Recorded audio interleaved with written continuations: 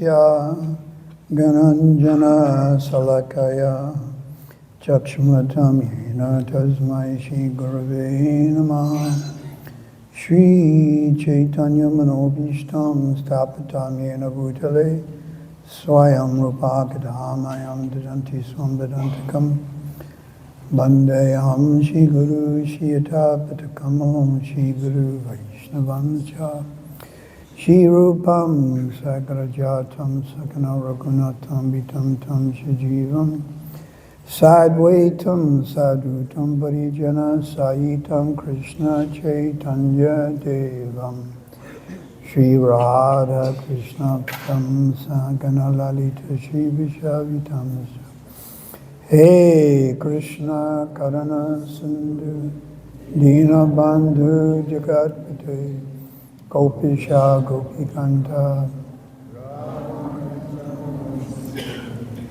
Tapta Kansha Gaurange Radhe Vrindavaneshwari Vrishabhana Sudhadevi Pranamani Hari Vansha Kalpa Turvyascha Kripa Sindhu Bhivacha Patitanam Pavanebhyo Vaishnavebhyo Namo Namaha Shri Krishna Chaitanya Prabhu Nityananda Shri Advaita Gadadha Shivasari Gaura Bhaktivinoda Hare Krishna Krishna Krishna Hare Hare Hare Rama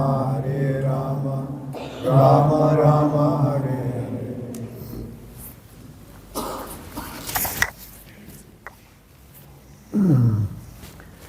So we just put things in context. The first two devotees to come and set foot in South Africa was Shruti Prabhu, who comes here quite a lot, and Rishi Kumar Goswami, 1972. And Shruti Prabhu stayed for 9 months. And then he was forced to leave by the security police. So then Pusta Krishna Swami, he came with Janakaraj and started preaching, but he wanted help. He needed more devotees to come.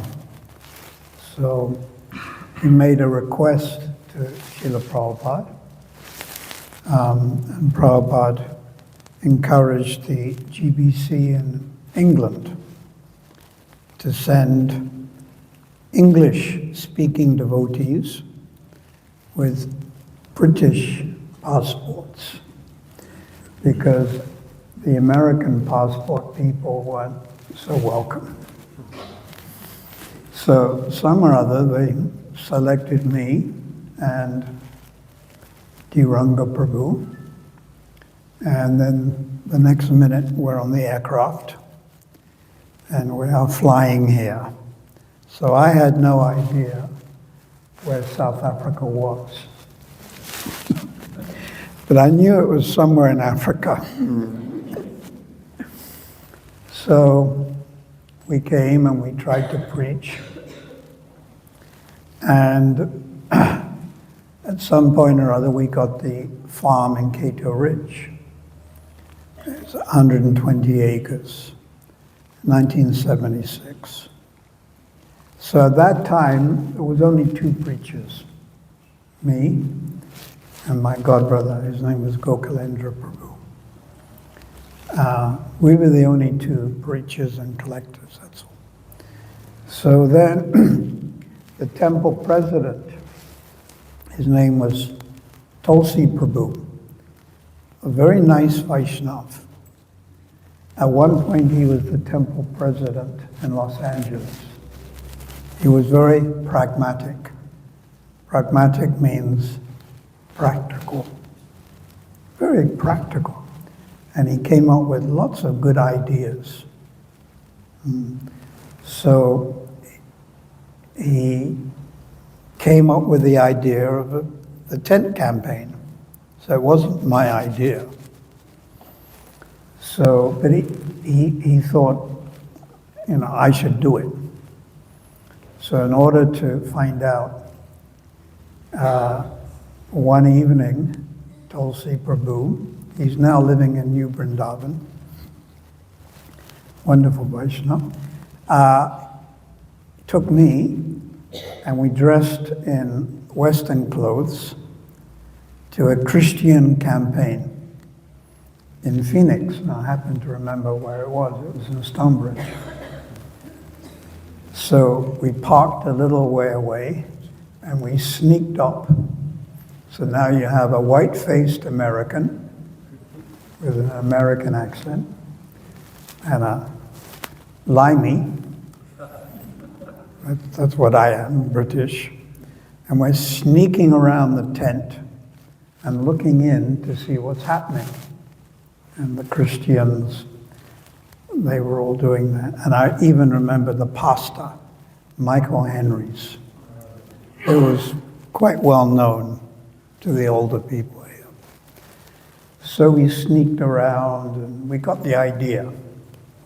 So then Tulsi Prabhu made a stage and said, all right, this is what we're going to do it. So the first tent campaign took place next to Adam Cinema, which is Unit 3 in Bangladesh, the marketplace. And the tent was very big. It was about 40 meters long. And we had a stage, and we started off, and it was a full house. So 700, 800, maybe 1,000 people. So that was Unit 3. And at that time, Prabhupada was still with us. So then after Unit 3, we went to Unit 9. There was no shopping center in those days. It was just bush. And we put up the tent. That's when I got to know Mrs. Soni, who left us. I think Suniti was her initiated name. Very wonderful Vaishnava. So during that campaign, two things happened. The tent blew down, it collapsed in the wind, and Prabhupada left. So with both these things, I thought, well, that's the end of the campaign. But Tulsi Prabhu said, no, put it up again and carry on. And Prabhupada passing away also was a shock. But we just continued. Then from Unit 9, we went to Unit 7, Jagu's Garage. And then we went to Unit 2, where they have the swimming pool now. And then other places also, Shellcross. So this was 1977. So for 5 years, we did the tent campaign. We tried to build it up. We went a little on the north coast, Phoenix. South coast, I think that was later. So yeah, we tried to preach as best we could. And actually many devotees came from that. Many. Men, ladies. And the preaching really expanded.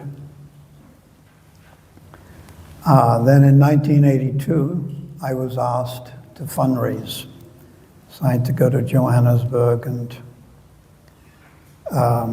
we actually used to sell paintings. And this was a phenomenon that was throughout ISKCON. Australia, America, there were many devotees involved in this. So I was fundraising with Bhakti Chaitanya Maharaj Madhavi and Ramanuja Prabhu. So this went on for 5 years.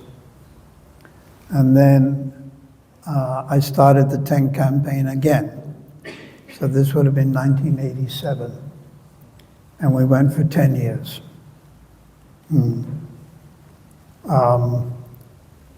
One devotee was telling me the last year, 1996, we did 15 tent campaigns, and each campaign is 2 weeks, like a 2-week cycle.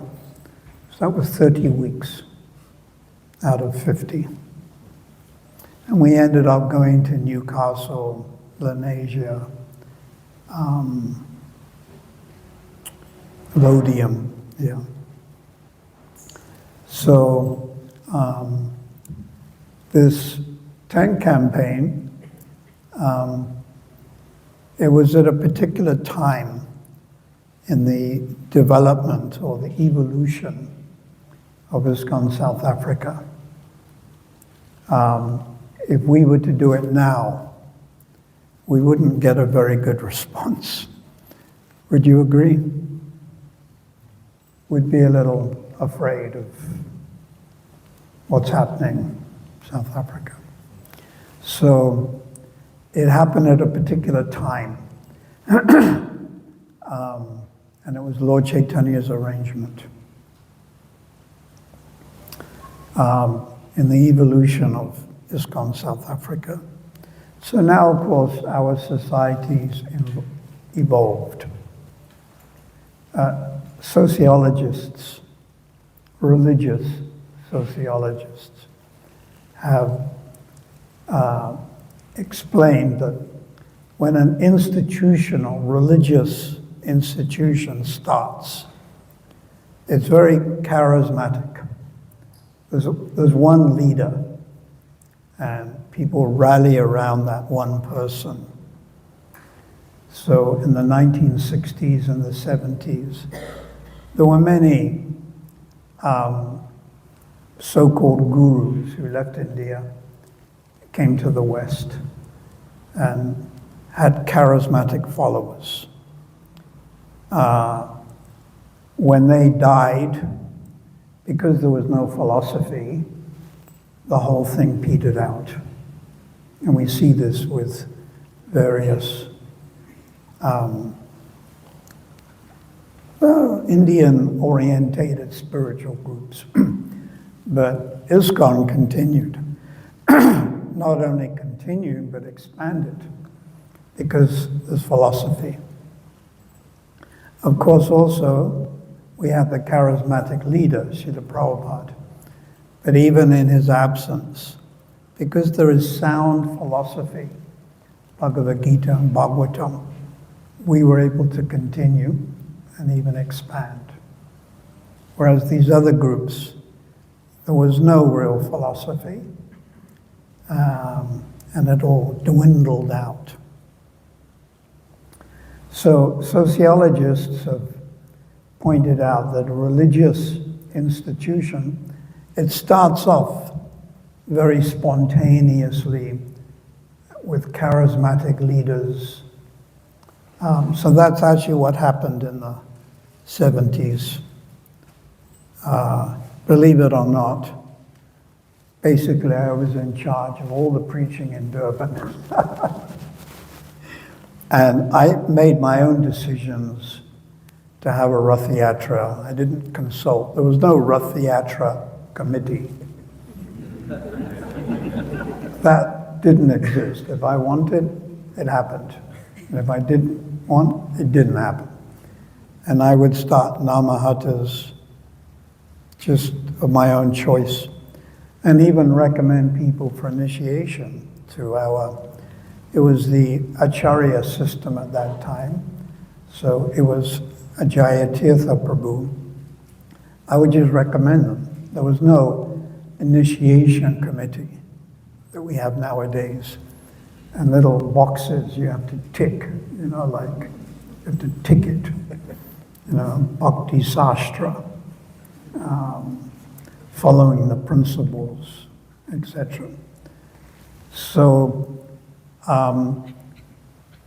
as a spiritual institution continues, then it becomes a little more, we can use the word bureaucratic, where there are rules, regulations, and committees. So you can't avoid this. It's just the evolution of spiritual missions. You can't avoid this at all. So the charismatic, spontaneous type of preaching, which was very unstable but very exciting, was exchanged for a more stable type of institution. But with that, the missionary spirit was somewhat dampened. Previously, the missionary spirit, like I was told one day, go to South Africa. So the next day I'm in South Africa.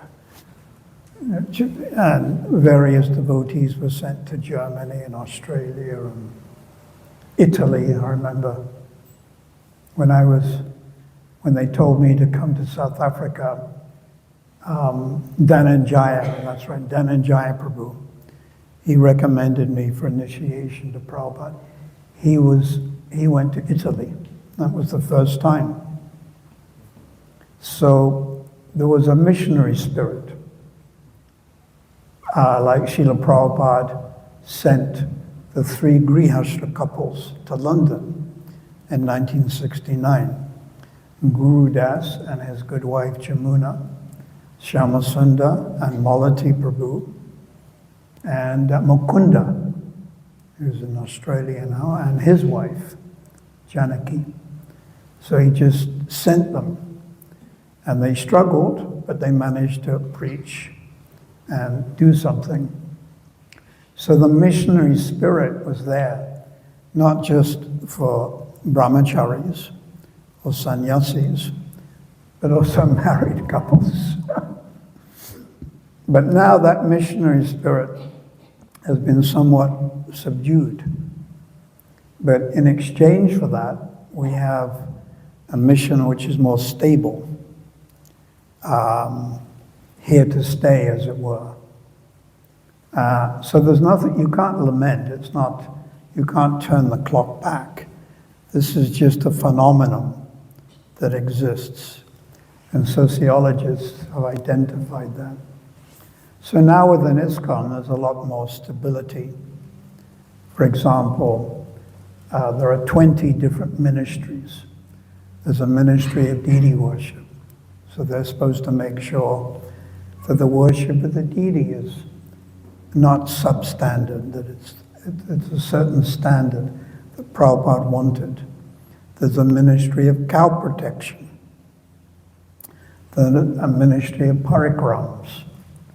Or a ministry of book distribution by Shisheka Prabhu. So this is all to safeguard ISKCON and make sure it remains pure and we have a higher standard.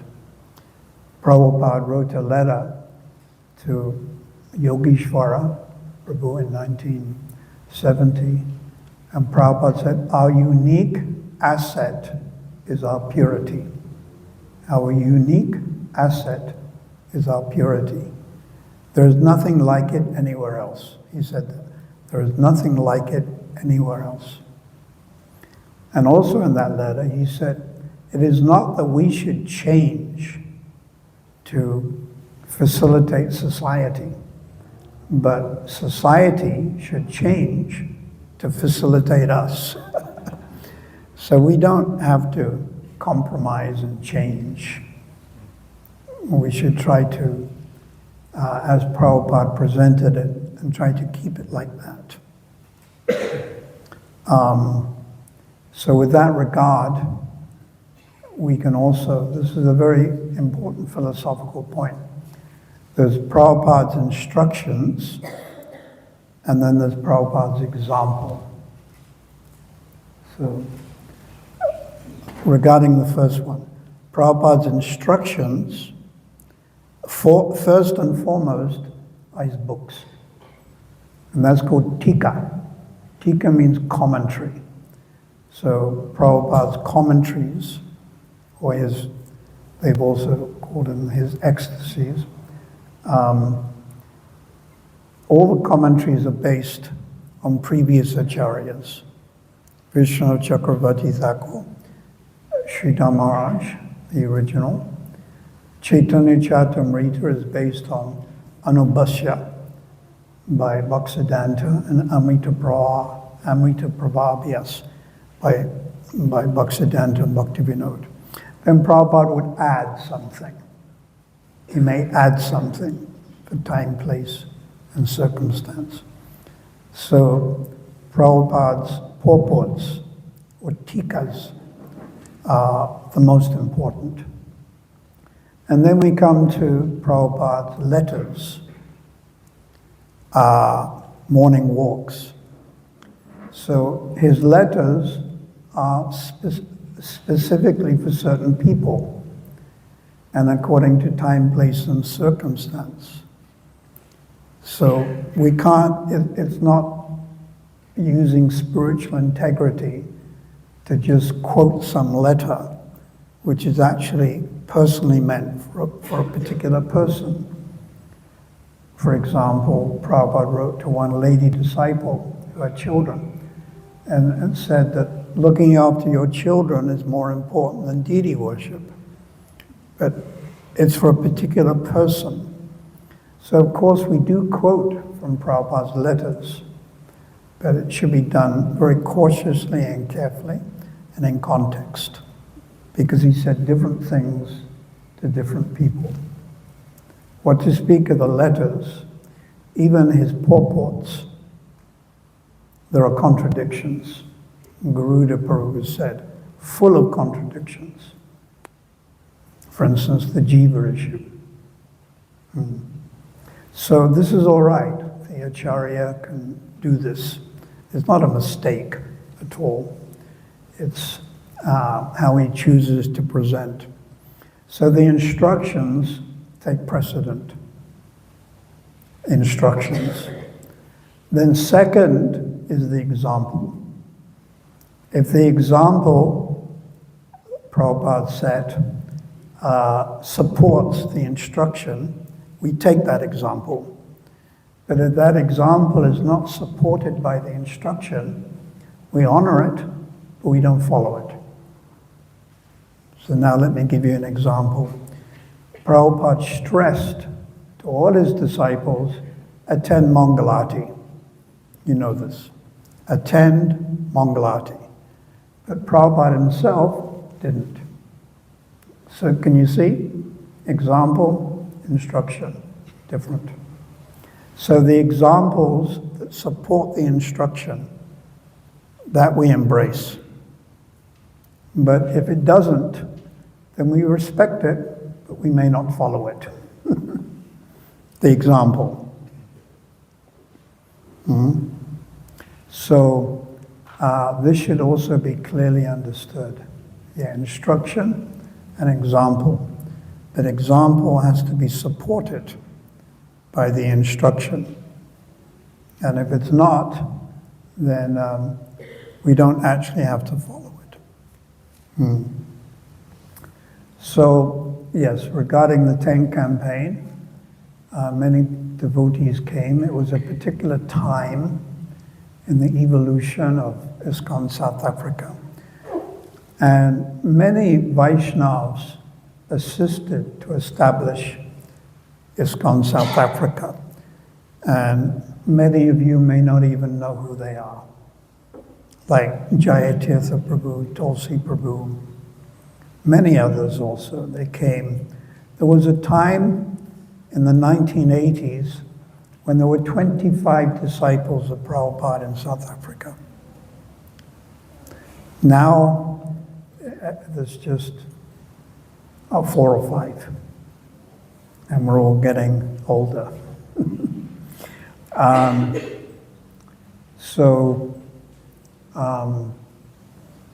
We just have to continue preaching, but according to time, place, and circumstance. For instance, we just went through the COVID. So during that period, we're using the computer a lot more, which is good.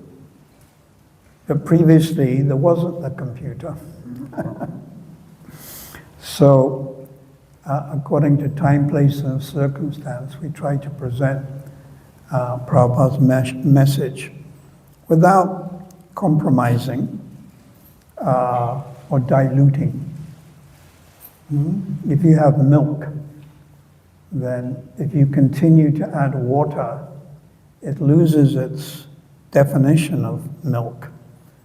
So Prabhupada would sometimes, I think it was 1973, he said, we should now boil the milk. To a particular Vaishnava, he said, we should boil the milk and there's no need for more centers. But that was at a particular time. But the idea is there's quality and there's quantity. So quality would mean more serious devotees. And all you need is one extremely empowered devotee, like Prabhupada, to spread Krishna consciousness. When Prabhupada was in Malaysia, one devotee wrote to him, how will this go to every town and village, Krishna consciousness? And Prabhupada replied by saying that to be the devotee, serious Vaishnava, it's very rare. It's very rare. And then he gave the example, how many people buy diamonds? How many people buy emeralds? It's very rare. Then in that letter, Prabhupada said, if 0.01% become Krishna conscious, we can change the whole world. And then Prabhupada said, I went to America, one person in 1966, now, 1973, 3,000. So at that time, Prabhupada had about 3,000 disciples. When Srila Prabhupada left, he had basically 4,700 disciples. Yeah. So quality just takes one, like one spark can ignite a big fire. One spark. So, of course, we cannot claim to be on that same level, but we can try to do the best we can. Krishna Shakti Vina Nahi Tada Bhavatana, that in order to preach, one has to be empowered. So many of you are preaching, so this means you're empowered. But you're not empowered to the same extent that Srila Bhaktisiddhanta was, or Srila Prabhupada was. In Srila Bhaktisiddhanta's book, well, Srila Bhaktisiddhanta Vaibhav, by Bhakti Vikash Maharaj, very well researched, very nice.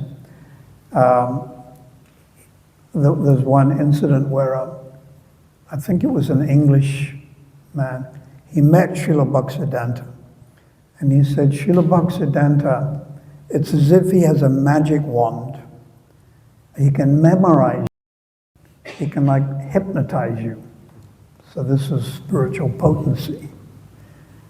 So these personalities are very rare. Bhaktivinoda, Gokishore, Bhaktisiddhanta, Prabhupada. And of course, Srila Bhaktisiddhanta also had many other disciples. If we say that someone of Srila Bhaktisiddhanta Saraswati's potency can only make one pure devotee, it's almost like a criticism.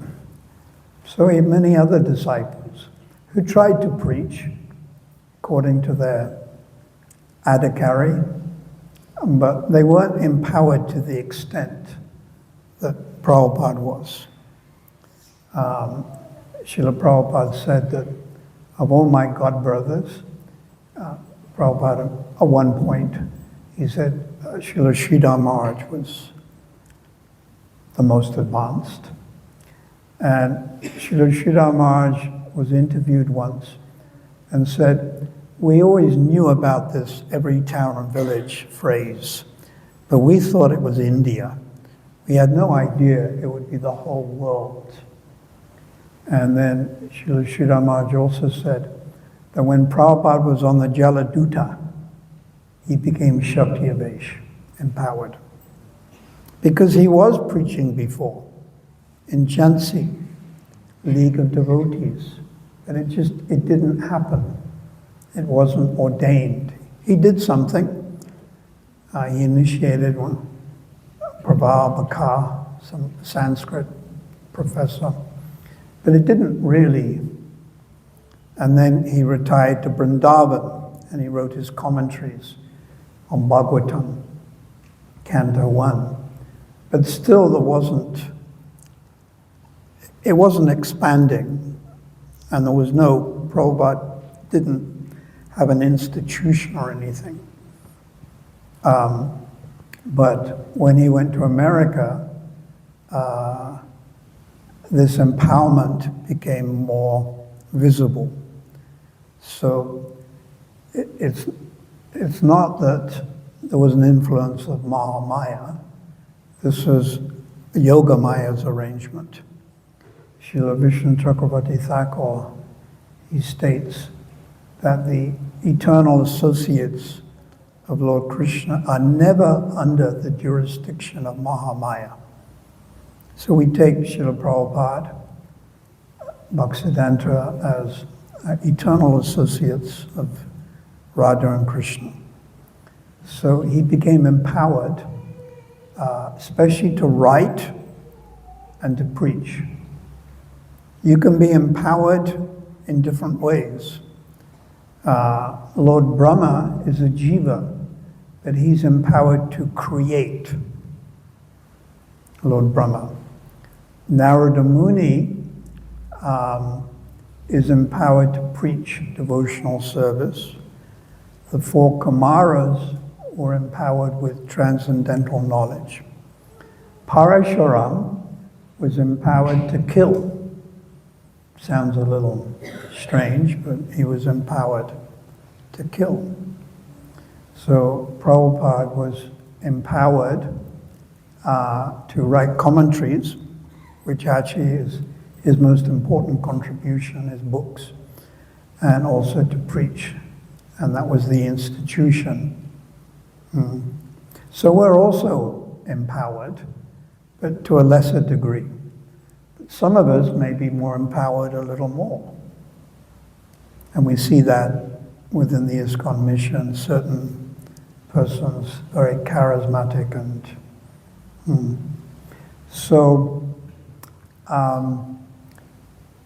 yes, this 10th campaign was sort of according to time, place, and circumstance.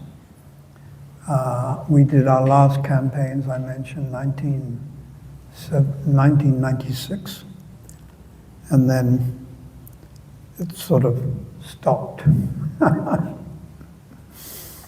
But other types of preaching came about. We opened this temple in 1985. So, sorry, it was So, simply we should try to preach, and we should try to do it following Prabhupada's instructions, number one, and then number two, example.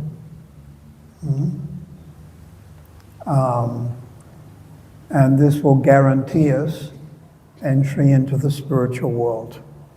So this is our ultimate goal. There's three types of devotional service: sadhana bhakti, bhava bhakti, and prema bhakti. So prema bhakti, it's not in this body. You need spiritual body.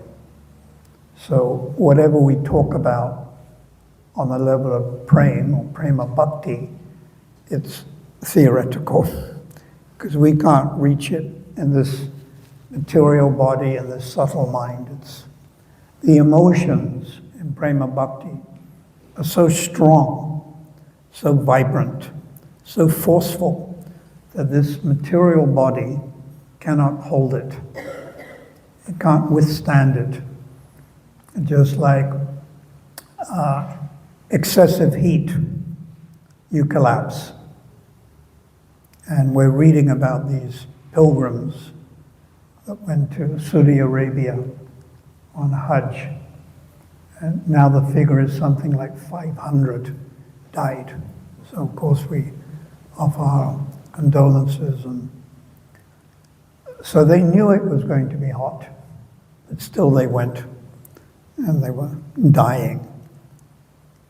I was thinking about their destination. I think it'll be very good, personally. And they were also chanting the name of God. It just wasn't Krishna or Ram or Govinda, or as Ajamil chanted, Narayana. It was Allah.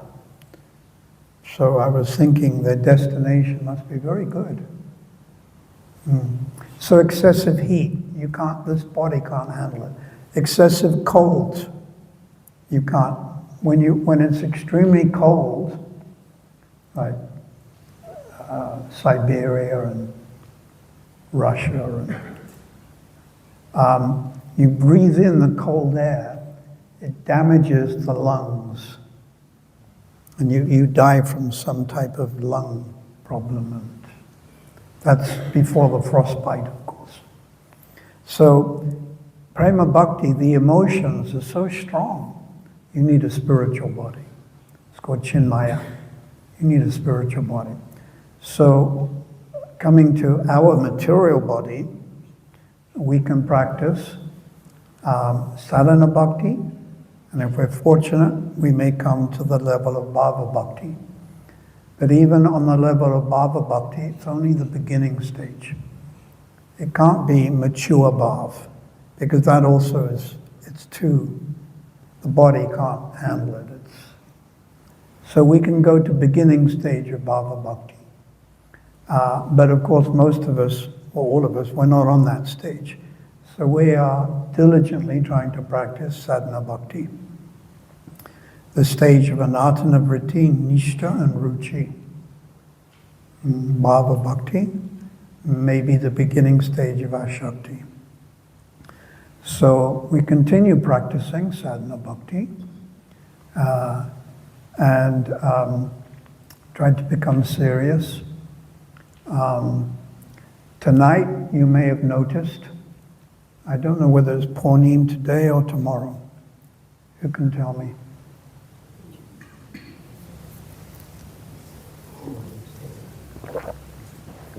The moon looked full, but it had a slight dent. Yesterday, Purnima. So Purnima is very special because the moon shines down onto the forest of Vrindavan. And the moon's rays are an udipan. Udipan means something which stimulates your thoughts of Lord Krishna, Radha and Krishna. So Rupa Goswami explains as udipan. Udipan means something which stimulates. For instance, the child may be a little sick or gone for a holiday or something. Then the mother sees the child's shoes or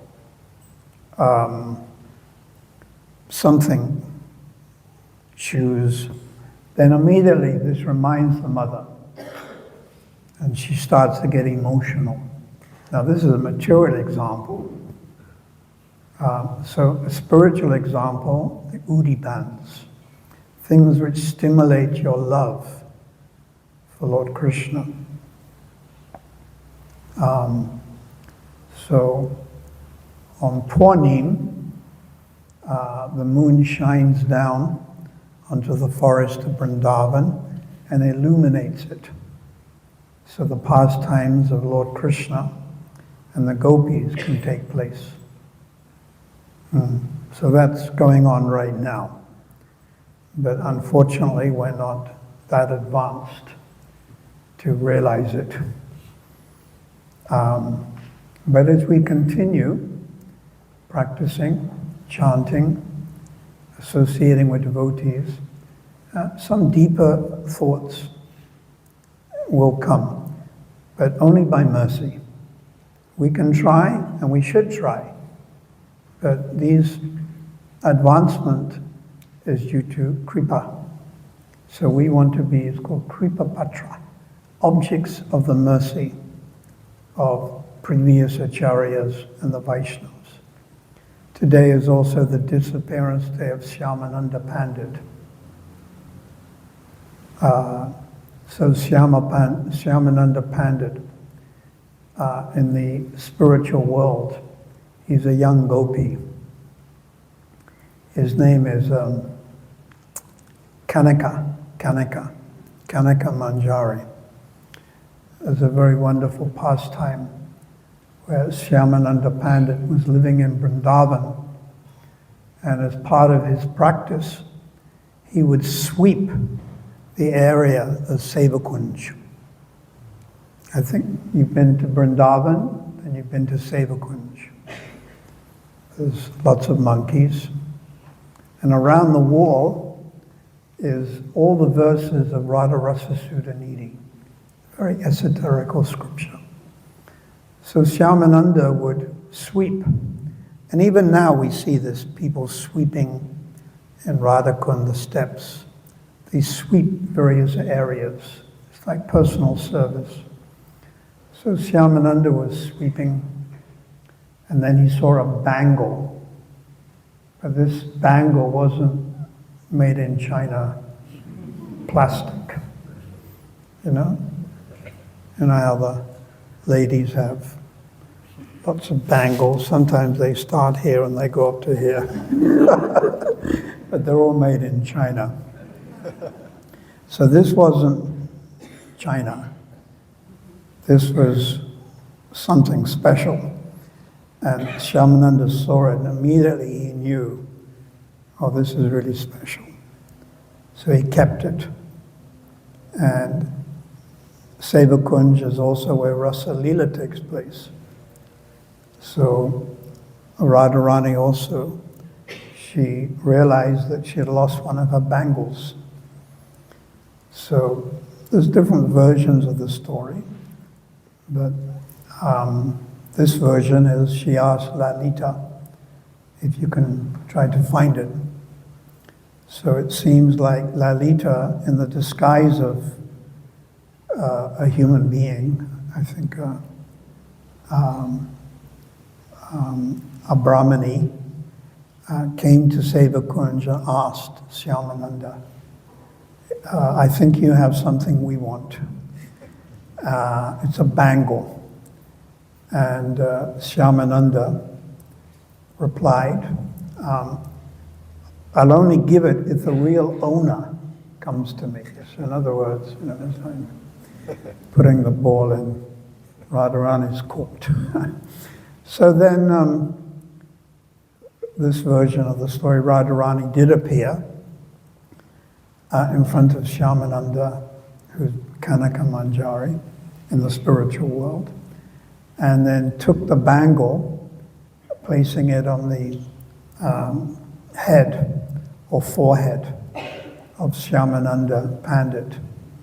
And that became like tilak. You couldn't erase it. Our tilak you wash off. But this was like embedded. And it's the tilak that goes out at the top. For want of a better example, the cockroach. Anyhow, there's cockroaches in Vrindavan, mosquitoes, they're all special. So, so Shyamananda had this new tilak, and his name was also changed from Dukhi Krishnadas to Shyamananda. And this caused some commotion for his spiritual master, Hridoyi Chaitanya, because Hridoyi Chaitanya, who was the disciple of Gaudidas, was strictly in Sakyaras. Friendship, cowherd boys. Gaudidas, Subal entered into Gaudidas. So in those days, it was like a big thing. So suddenly someone is wearing different tilak, and they have a different name. So this caused some confusion, but Jiva Goswami supported Shyamananda, and it was accepted that Shyamananda Pandit, his disciple was Rasakananda. Rasakananda is understood as Vishnu Tattva. He's not a Jiva. And he was able to convert many thieves and even one elephant into Krishna consciousness. Shyamananda had disciple Nayanananda Goswami. Then he had disciple Radhadama Goswami, and then it goes to Vishnu Chakravarti Thakur. So it's our line, but it's a little different. And they have in Vrindavan the Shyamanandis. So it's a line. But Bhaktivinoda and Srila Bhaktisiddhanta were not in that particular line, but also exalted Vaishnavas. Exalted. So we offer our respect to Shyamananda Pandit on this auspicious day of his disappearance. So I was explaining sadhana bhakti and then bhava bhakti. So the purpose of sadhana bhakti is to come to the stage of bhava bhakti. That's our purpose. That goal has to be there. That goal may be quite far away, but it has to be there in our mind. For example, you want to go to Vrindavan. So you're here in Durban. So first you need a passport. And it's got to be legal and current. They look at the date when it's going to expire. And if it expires when you're over there, they won't let you go on the aircraft. And then you need your visa, unless you're OCI. But I'm not OCI, so I need my visa. And then I need to go in a car to the right place.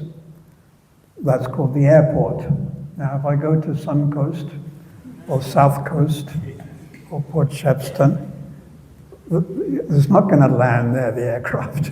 I've got to be in the right place. That's the airport. So these temples are like airports. And then I get on the aircraft and I have to behave myself.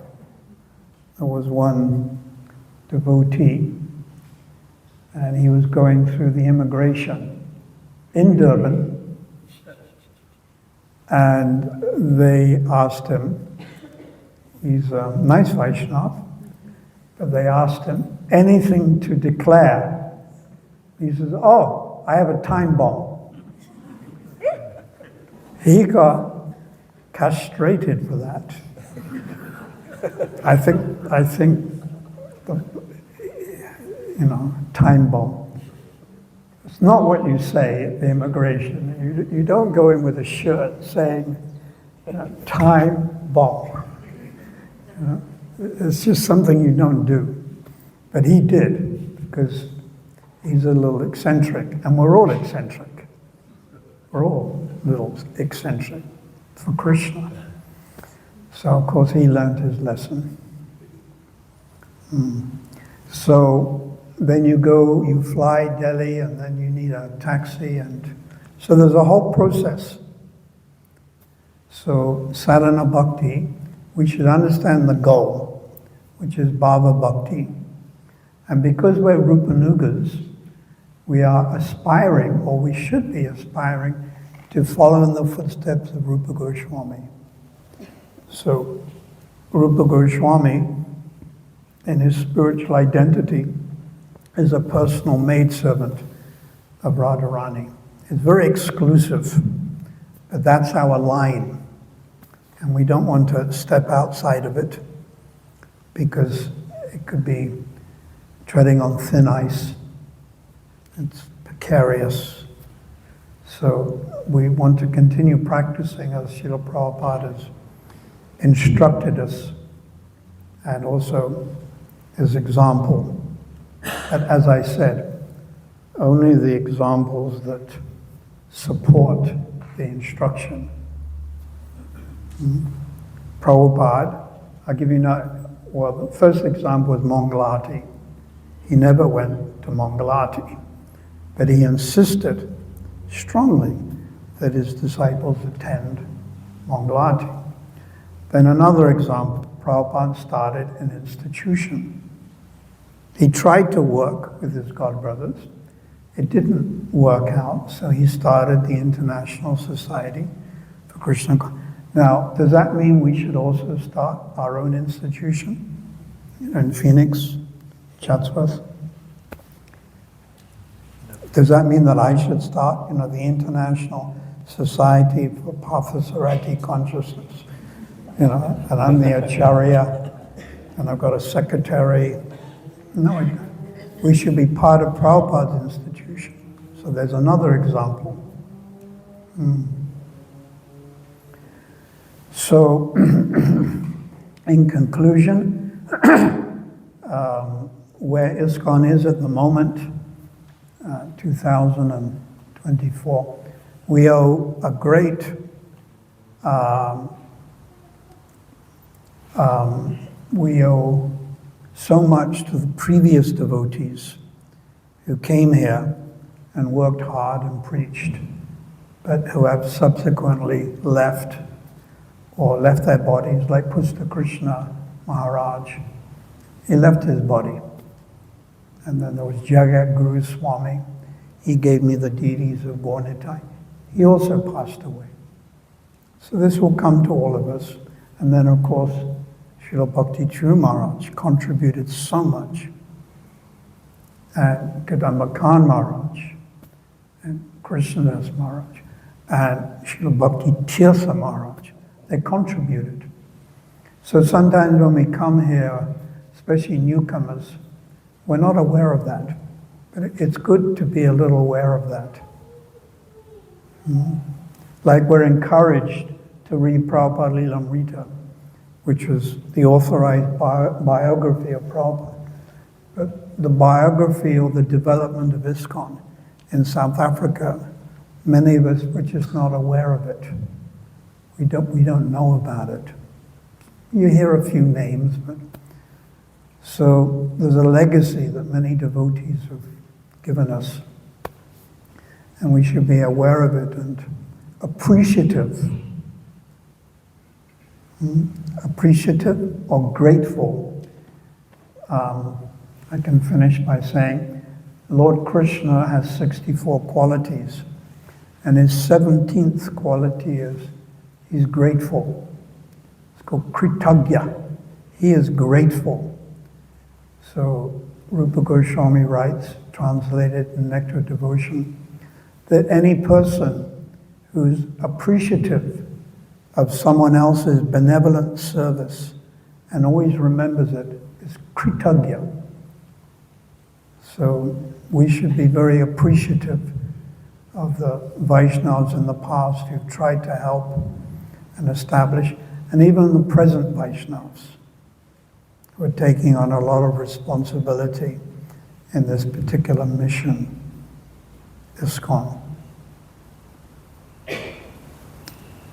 Srila Prabhupada ki jai. Gau Premanandi Ananta Kutta Vaishnava Vrinda ki jai. So before we have this thing, is there any questions? or comments even.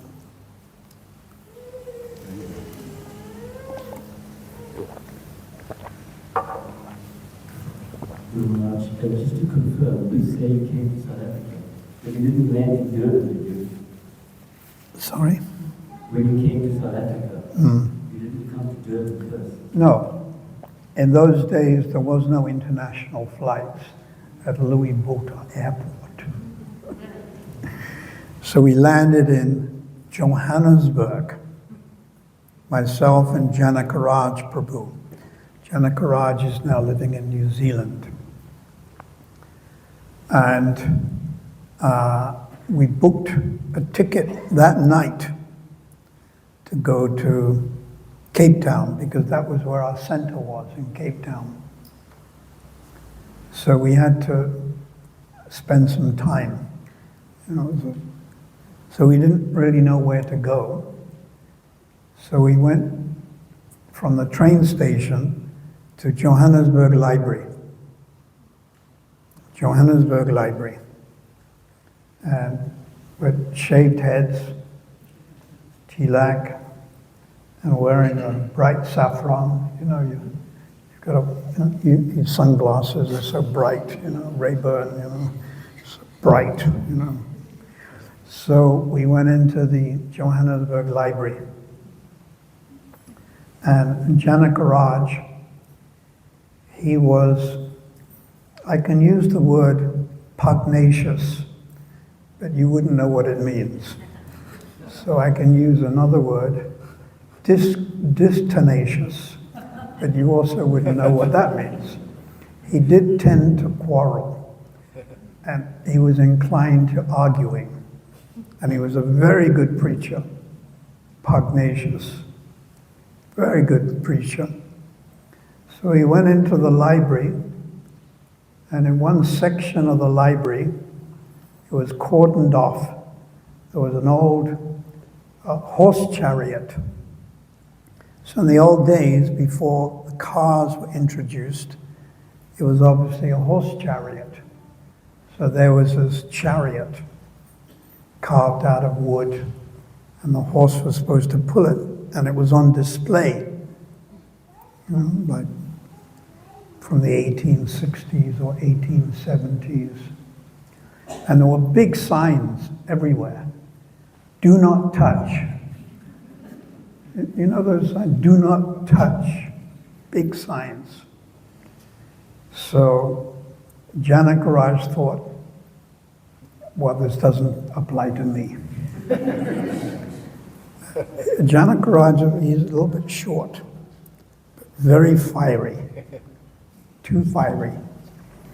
So he moves the barrier, and he climbs into the chariot. And he's sitting there in the chariot and decides to chant some rounds. So, as you've seen many of our devotees, when we chant, Hare Krishna, Krishna Krishna, Hare Hare, Hare Rama, Rama Rama, we do tend to go from one side to the other, isn't it? Some of us fall asleep and go down. And that's the dive bomb japa. But we also go from one side to the other. It's relaxing. So Janakaraj was going from one side to the other, chanting his japa quite loudly, and the coach was rocking from one side to the other. And the chief librarian, who I think probably was a Afrikaner, I'm not too sure, he saw this and became very angry. And he chastised Janakaraj, pulled him out. And Janakaraj Prabhu, of course, being very pugnacious or distenacious, started arguing and preaching to him, chanting the name of God. So this chief librarian became very angry I'm just sort of standing there, and, looking at it. I wouldn't venture. This particular man was quite big, and he was angry. So he got hold of Janaka and threw him down the steps of the Johannesburg Library. And I'm thinking, well, what should I do? What should I do? I did learn judo when I was young, but I used to do judo. And what should I do? What should I do? So I decided, cool it. This is not a time for being a hero. There are times for being a hero, and there are times for not. This is not. So I picked Janaka up and dusted him off. And then that night, we caught the train to go to Cape Town, and that was the first time that I ever heard those night bugs. They like crickets. Now, the only other time I'd heard these night bugs was watching the Western TV. When I was young, we would watch cowboy TV programs, and they'd be there, and you'd hear these crickets. So it was the first time I ever heard them. And then we went, it was all night, to Cape Town, and we were renting a place there in Cape Town, in Watercan Street. So then Lord Chaitanya had his plan. We started to preach more. Anything else you'd like to ask? Thank you so much, Shyamananda. I was just wondering, you mentioned that within these bodies we can't reach the level of Prema Bhakti. Could you repeat a couple of times? It's a good question. Understand what she said? If you can't reach Prema Bhakti in this body, what is the position with Rupa Goswami, Raghunatha, Bhakti Vinod, Bhaktisiddhanta, or Prabhupada? So, when eternal associates of the Lord, who've never come in contact with Mahamaya, appear in this material world, they're covered by Yogamaya. So they can function, which means they can preach. So you're covered, Prabhupada, Raghunath, Rupa Goswami. They're covered by the potency of Yogamaya, so they don't feel the full ecstasy, because if they did, they'd leave the body. Raghunath Das Goswami in separation would leave his body. Already he was always weeping and viraha, but it was just on the border that he could continue living, but only just. So that's the answer. That the eternal associates of the Lord, Vishwanath says, are not under the jurisdiction of Mahamaya. So we'd apply that to Prabhupada. And I think also some of his disciples, but it's a bhajan, that some prayers that I'm hankering to understand. Maybe later I can understand that. Anything else? Hare Krishna Maharaj. I'd just like to share, yesterday I had the great fortune of attending the Namaskina Mahata, and we were also fortunate to have Subal Prabhu and Purnima Prabhu share their journey of Krishna consciousness from a young age with yourself and Bhakti Chaitanya Swami and the 10 campaigns. It was absolutely incredible and very inspiring, very motivational to go. I've heard of the 10 campaign that the Namaskina Mahata did last year or before the other year. And to hear it from them versus to hear it from these two Prabhus and from your side, and then to watch this video and see you in the suits that puts you in the James Bond movie, for example, it was quite inspiring and motivating. And there is a 10 campaign that the Namaskina Mahata will be hosting on the 2nd and 3rd of August. Oh, 2nd and 3rd of August, Yes. huh? So what would you suggest, or any tips that you can give for that campaign, and how would you measure the success of this campaign going forward, given the challenges that you said 10 campaigns have encountered in the past? We just try to preach without introducing anything. Just when Prabhupada came here, we did 7 whole programs. And it was very simple. We had a kirtan. Then Prabhupada came, he gave a talk, not more than 30 minutes, 40 minutes.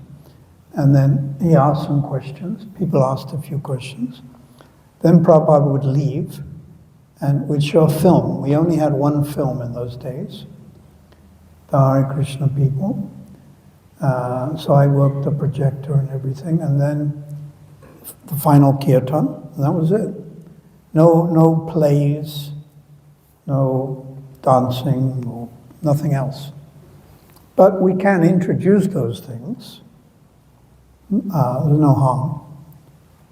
Plays, very powerful dramas. Lord Chaitanya engaged in drama to portray spiritual subject matters.